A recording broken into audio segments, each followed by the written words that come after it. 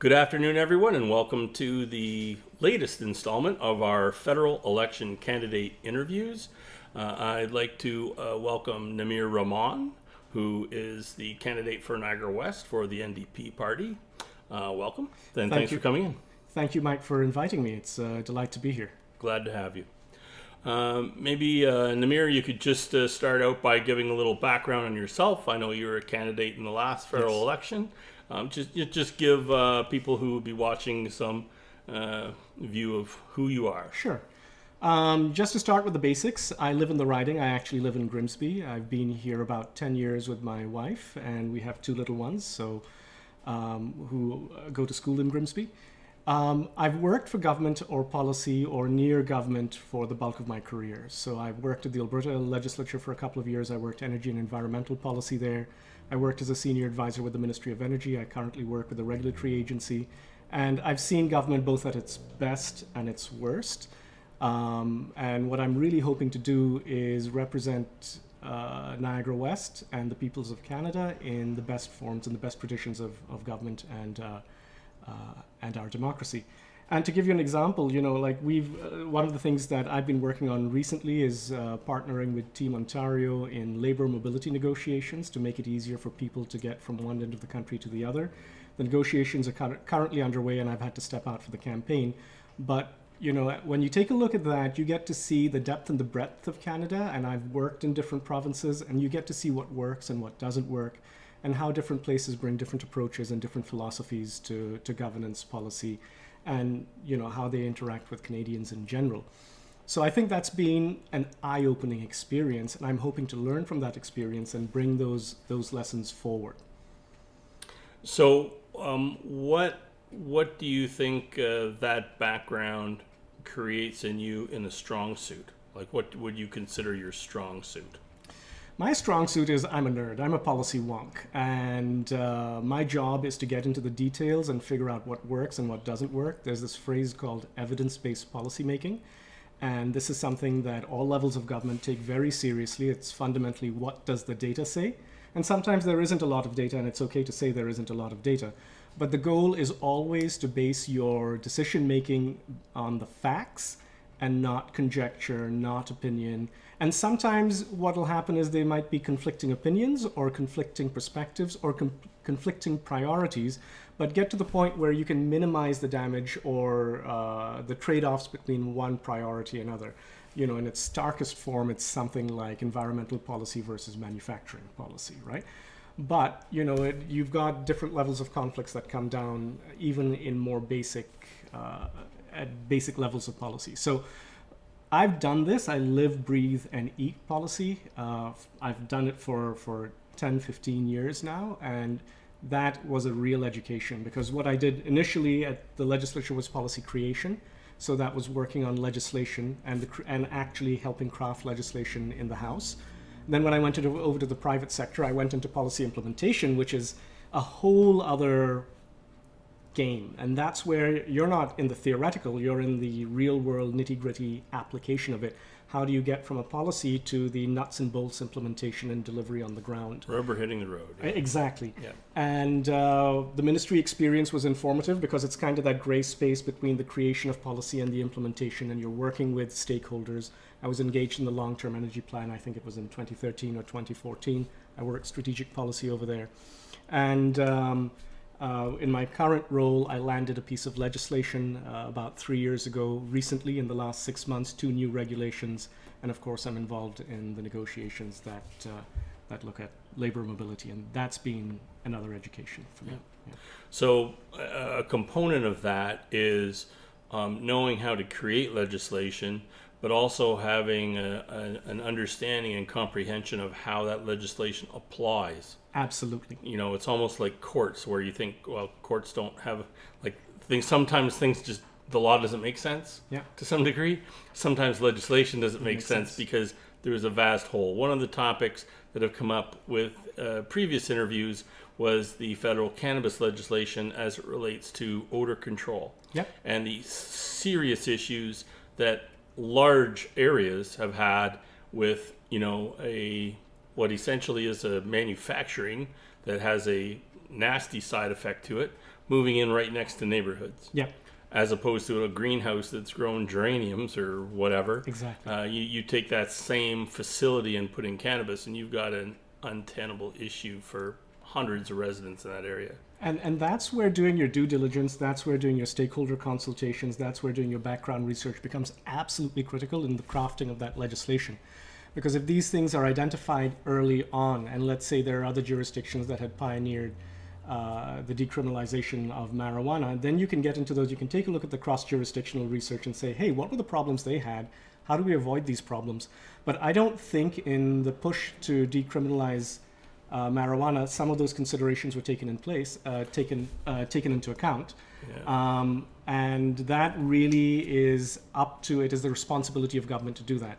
So I think, and that is not just ministry staff, that's not just the minister, it's also the MP on the ground who has to be able to field those conversations and have those right conversations. You can't be selective in terms of who you listen to. You have to be able to listen to everybody, even if you don't agree with them, because everybody's perspective is valid and everybody's perspective brings an element that enriches that conversation. Yeah. And that kind of connects to passports too, where you're talking about having a connection in terms of whether or not there's an equal playing field for all. Yeah. Now, when we were setting up this call, you just mentioned about having your own concerns with your own family based on, COVID impacts and dangers. And, I've made the point in the paper that I think that a federal level policy would have been of some benefit. Yep. So then everybody's under the same guidelines, as opposed to, when you ecosystem, using a province as a big ecosystem, but you end up with ins and outs to policy. So if we pack up and go to Montreal for a weekend, well, sure, now Quebec has a policy, but is it the same as Ontario's? What even is it? Like, what do you have to have? It just, by not having a uniform policy, it creates a problem. Where do you stand on that issue? So it is an absolutely valid point that you've raised, and I think most people don't realize when they talk about Canada and the entity that Canada is from coast to coast to coast, Canada is not one country. Each province, by constitutional law, is extraordinarily powerful in terms of its mandate, and the healthcare mandate falls under the provinces.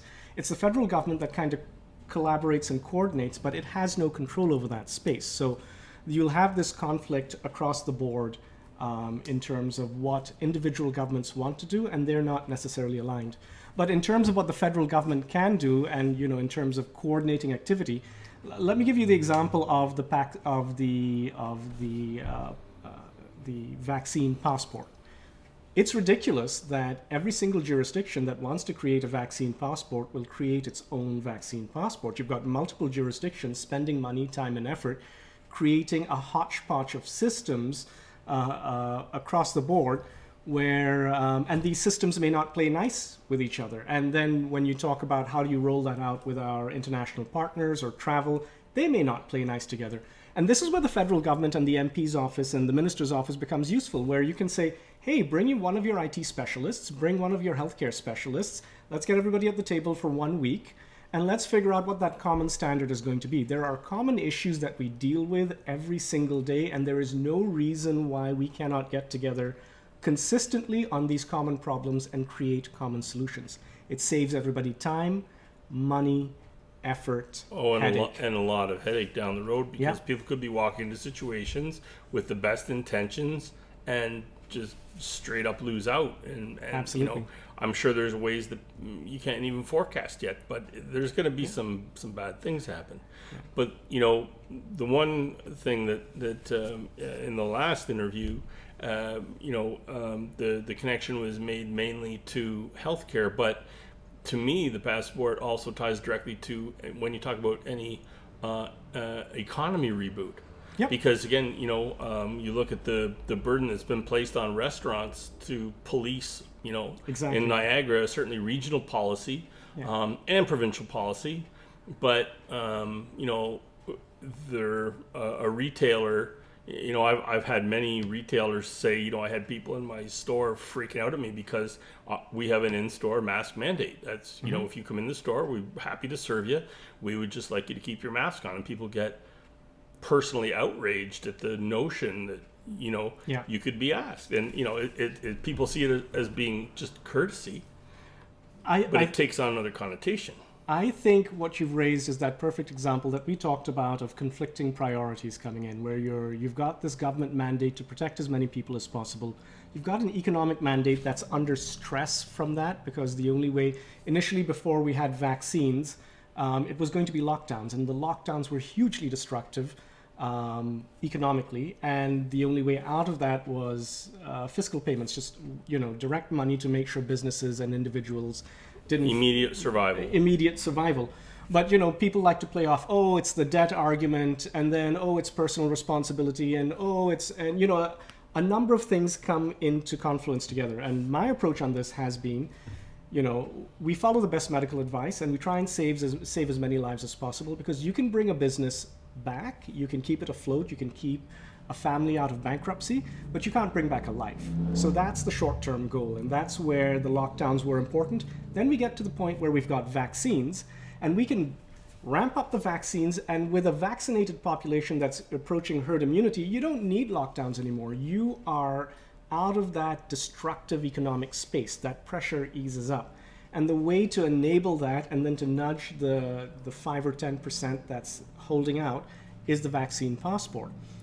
Now, I have a friend who, very left of center, who reached out to me and said, where do you stand on vaccine passports? I said, listen, if I had a way out of this, if I had a better way, I would do this. I hear you. Yeah, but I said, I don't. And there isn't. However, what we can have is a conversation about what happens when we're past the need for a passport. Do we roll that back, right? Do we get back to normal, and how do we do that? And I am open to that conversation. But in the chaos and the of different levels of government talking to each other and trying to get the right thing done, nuance is lost. And this is where the opportunity to listen to different groups, even if you don't agree with them, and figure out those compromises once the emergency is passed, becomes important. And I think any member of parliament and any government or any elected representative has to listen and figure out, okay, you know what, this is the way I wanted to do it. This is how somebody else wants to do it. Where's that middle path? Is there a path forward? And I'm willing to listen to all parties in that, but keeping in mind that right now we've got to get through the pandemic, and we need to do what we need to do to get through it. But once we're through it, there's no reason why we need that heavy mandate on the rest of the population. We should be able to roll that back. Agreed. I it doesn't matter if I agree. You're speaking to people who are going to vote, but we're having a conversation, so it's hard not to sort of engage in that point. But my 2 cents is that people need to. We're doing things not just for us, but for the immediate next generation and the generation after. Because if we don't get ahead of things, yep, you're going to be in this constant state of perpetual looming lockdown. Yep. And we just can't have another one. No. Business cannot afford it. I am with you 110%. That's why we need to close that gap from 80-something to 90-something percent vaccination. Huge. And get to that herd immunity. There was this wonderful stat on the radio today. And people are still going to get it. That's what people need to remember. It's not going to disappear. You just won't die. Exactly. You're less likely to die from it. You're less likely to overwhelm the healthcare system. You won't need the ICU. Exactly. But this is, I think we're on the right path. We're almost there. We just need to stick with it.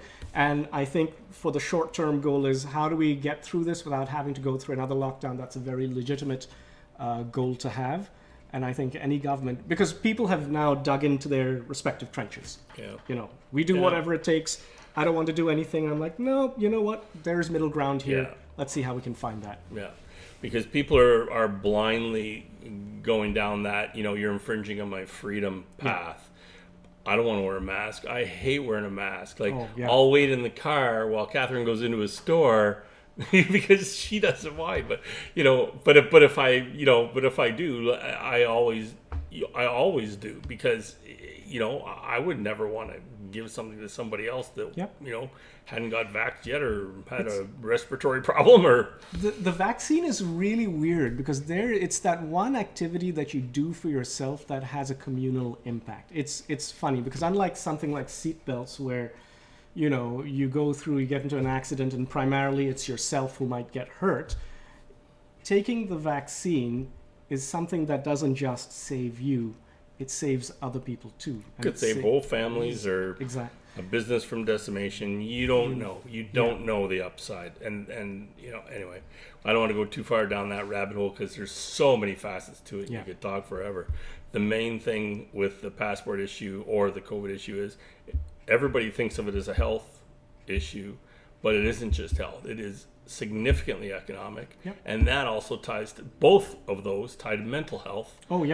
Stability, confidence, all those things. The ability to work and the willingness to work is a huge part of an individual's identity, and when you take that away from them, there's stress and there's pressure and there's a blow to the identity. And there's been stretches of time where I haven't been able to work, and you get depressed. And when you add on the pressure, the financial burdens, when you add on things like the healthcare burdens, it is hard out there. And I had to work and parent simultaneously over the last year and a half, and it was stressful.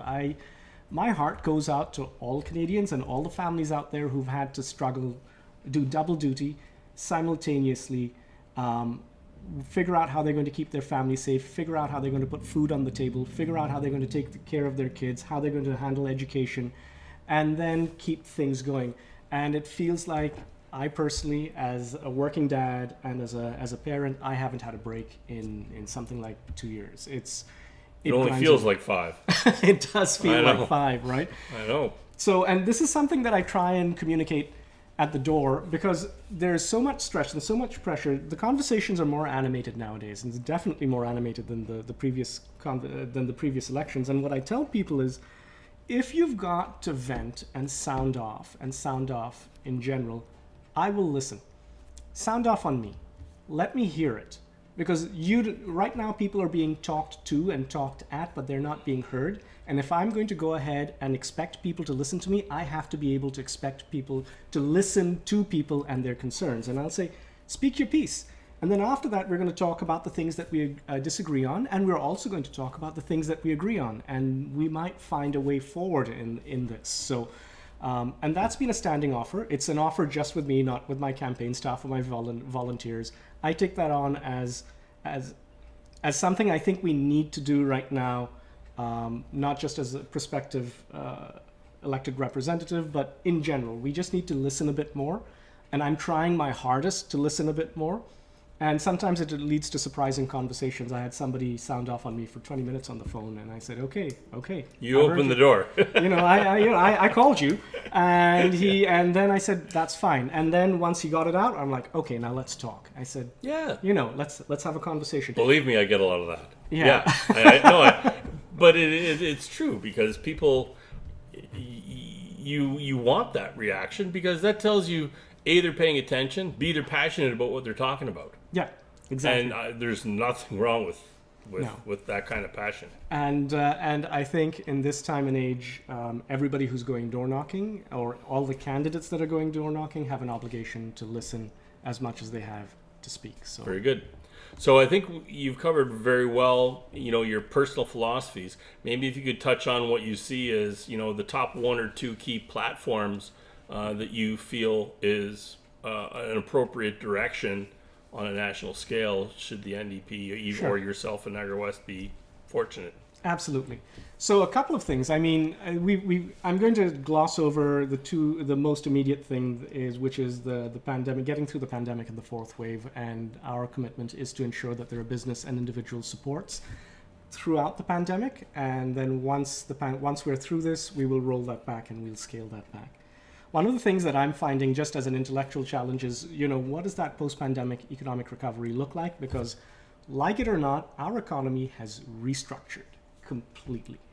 The old businesses that were largely inefficient and physically based, they're gone, right? They're incredibly efficient now. They are, exactly. And I have somebody in the restaurant business, I know somebody in the restaurant business, runs a successful restaurant up in Ottawa, and he was saying the pandemic has cleared out any dead weight in the industry.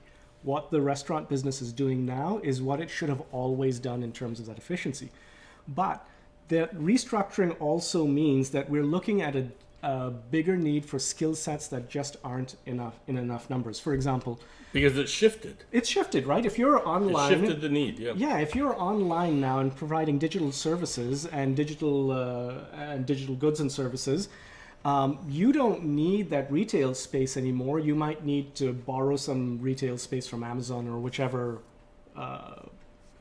big processing center you have, but you need now, tech individuals, you need people who can code in Python, you need people who can set up websites, you need call center support, etc. That entire construct of our economy has changed, and nobody's asking ourselves, how are we going to support this new economy? And that's something I'm really, really interested in. I'll give you another example. So how? Oh, I say, so you know how I... Yeah. I don't want you to move on. Yeah. You intrigued me with that answer. So, but my approach is, if it's the federal government, you know how I gave that example of the federal government sitting down and looking at common problems and solving that between... That is that jointness that we need across all levels of government to start solving these problems. Because in places like Niagara, it might be, hey, we need more broadband, which we're committed to providing, right? It might mean, hey, we need more people going through college for certain tech sector related issues. Yep. It might, let's relook at the labor market and see what do we need and how do we ramp up over there. And these are complex questions. They don't get solved overnight, but bringing that lens forward in government and willing to tackle it and talk at that various levels is, I think, going to be critical for that. And I'm not sure any of the political parties are really talking about that in that lens. And I'll give you another example. Hundreds of thousands of people, and this is a well-known fact, have just upped and left in the pandemic. They think that I want to lead the life that I want to live. I've gone out to Nova Scotia, I've gone out to Newfoundland, I've gone out to Manitoba, I've gone out from wherever. Town just moved up to North Bay. Yeah, and they want to lead the life that they want to lead, but they haven't left their businesses, they haven't left their jobs. Works remotely. Right?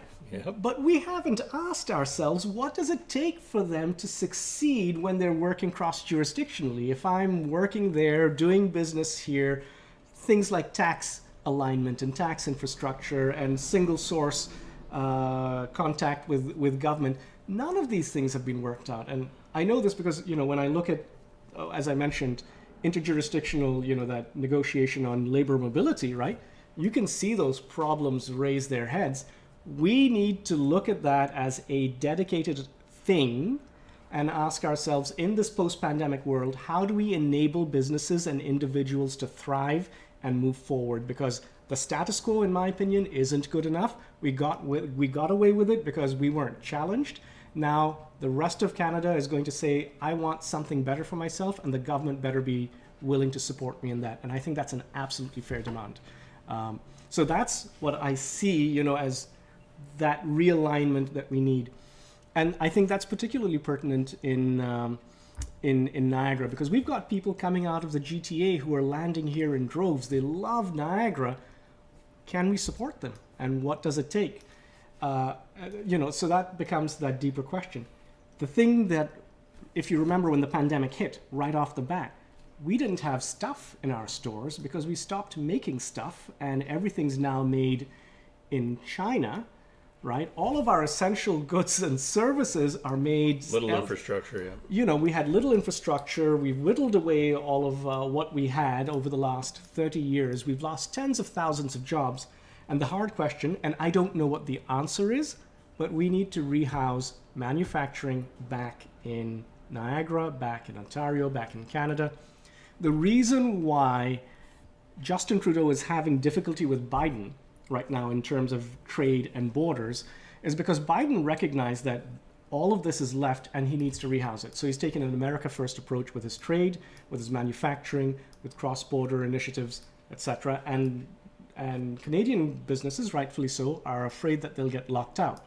But that is us responding to American priorities. That's not us setting our own priorities in terms of the things that we need to make here. And again, nobody's asking about that. How do we bring that stuff back? We are having that conversation now on just, say, PPE, personal protection equipment, and vaccines. But is that it?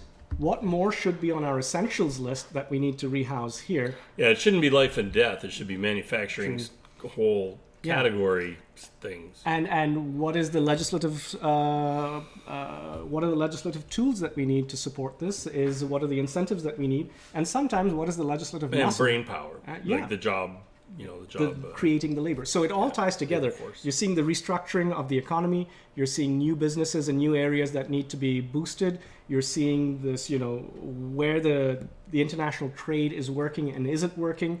And we have to rise as a government and collectively, not individually, not just one level of government, across all level of governments, and meet these challenges. And again, the other two parties, as far as I'm aware, aren't talking about it that actively and in the context that I'm talking about it, which is that bigger picture, holistic approach. Is there anything else from the base platform that you feel is key? Environment is huge. We are going to hit a climate wall. That is climate, people talk climate change, and I came across a term. It was climate disruption, which I think is an accurate term, because climate change, everybody thinks the world's going to get hotter, but the fact of the matter is global temperatures might rise, localized temperatures might get colder, and those impacts are all disruptive. So what's climate disruption? And the most immediate example I can give, people talk about erosion on the South Shore and what it means for cottages over there. But think about our ice wine industry over here. It is a signature of Niagara. And we have a festival in the winter. You require a minimum of 28 days of negative temperatures for those grapes to condense and stay frozen. And stay frozen, right? There's a window of time, yeah. Exactly. When or if climate change comes and we've got climate disruption and we don't get those days that we need, we've lost that industry. Yep. And then we're going to have to ask ourselves, how are we going to redefine this on a different product? That is not the space we need to be in, and we need to tackle it right now. There are consequences for Niagara. There are consequences right across Canada. When I worked in Alberta, all the rivers there are shallow and glacier fed. Those glaciers are drying up. What are you going to do when they're gone? The prairie regions, right? They don't have a lot of water over there. What happens if they dry out, right? That's our breadbasket gone. The disruption events are massive, and we need to get on top of it now. And what baffles me is the liberal talk about, they're going to meet these targets. But in 6 years, our greenhouse gas emissions have gone up. They bought a pipeline for $5 billion. But what we need is that hard transition from a carbon-intensive economy to a cleaner economy, to a renewable economy. And people say, Ontario's had a bad experience with this because the wind government rammed through solar and wind at exorbitant rates. But in California, Los Angeles has got a grid scale solar project backed up with lithium-ion batteries. They're getting their energy at 4 cents a kilowatt hour. That's less than 50% of what our lowest tier of energy here is in Ontario. In Alberta, the heart of oil and gas, the Notley government signed an agreement for 3.9 cents a kilowatt hour on wind energy. And renewables have clearly become the cheapest alternative, and we need to start pushing in that direction if we want not only clean energy, but cheap energy too, if we want to drive those costs down. So there are benefits. The economic benefits, both from manufacturing, research and development, licensing of technologies, these are all tremendous opportunities, but we've got to dive into it, and we've got to show our commitment locally, both in terms of our, how we implement these policies and also how we retool our economy. And that hasn't happened in 6 years. You're not seeing it, and we need new leadership. In fact, it's gone the other way around. Our greenhouse gas emissions have gone up. So Canada produces 2% of greenhouse gas emissions globally. Doesn't sound like a lot, but considering how small our population is, it's a massive impact. Almost 1% of that comes from Alberta, and almost 50% of that comes from the oil and gas sector. That impact is huge coming out of the oil and gas sector. And the biggest climate change initiative in Canada, actually, or the impact came out of the decommissioning of our coal plants here. That was massive. I could see that. So there are things that we can do to push us down that climate change, whether it's research and development, whether it's zero emission vehicles, investing in hydrogen technology, training and certification for clean energy specialists.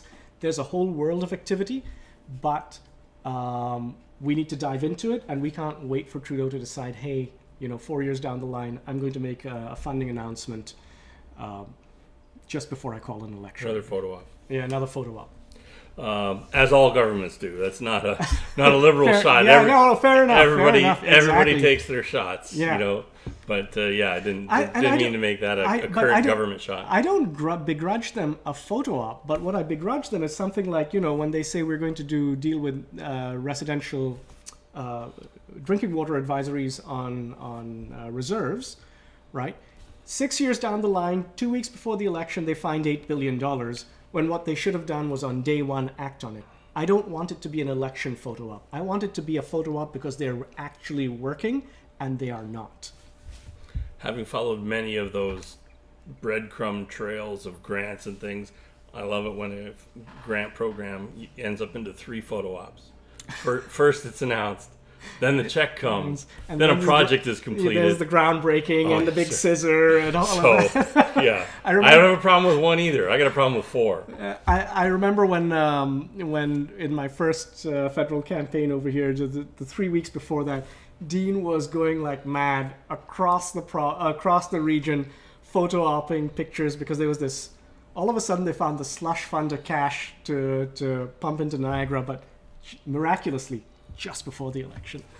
I find the provincial ones on both sides of the fence to be the most colorful and the finding ways to get a new press release out about the exact same dollar. It's amazing. But anyway, that's a whole other story. Before we wrap up, are there any points you want to make about the riding, about yourself, about policy, about what you're hearing at the door? Any points you want to make? Yeah, so what I'm hearing at the door, pandemics, of course, topical, and not surprisingly, the environment is a really, really active topic, and these are 2 things that I'm quite passionate about and that we definitely want to move ahead. I think in terms of looking, we talk big picture issue, but I'm really interested in the nuts and bolts issue as a nuts and bolts policy guy in terms of how it's going to impact Niagara West. We've talked about things like affordable housing, and I think that's a big crisis over here, right? We talk about agricultural supports. We had tender fruit here, but I don't know where they don't have a market for it anymore, and we've done. Well, that's because it's townhouses now. Yeah, and it's a shame, right? Grimsby, it's a shame in Grimsby, Lincoln still has a very active tender fruit. But it's a shame that some of the most fertile soil in Ontario is being. Please don't get me started. Whoever put the QEW where it is completely brainless. It was. No. So my thing is over here, like you everybody knows what the Conservatives have done and haven't done. Everybody knows what the Liberals haven't delivered on, because they've talked a really good game, and I hate to say it, Justin Trudeau, he's pretty, he's boy band pretty, but he has not delivered the goods. Boy band pretty. That's good. I hate it when they say he's a political rock star. He's not. He's boy band pretty. He's, as far as I'm concerned, a political lightweight or a little bit of fluffy like that. Once you get past that, you see there's nothing much there. And I want to be the voice for change. I want to be the voice for reason. I want to be the voice that listens to all those. But on that point, though, whether it's your leader or Mr. O'Toole, a leader's only as good as the horses he brings to the party. Like it takes the horsepower of the MPs behind him, right? Because it's political will across the country. Yeah. It's developing a group that's going to listen to you and bring the needs of residents and Canadians from every corner and develop a coherent policy.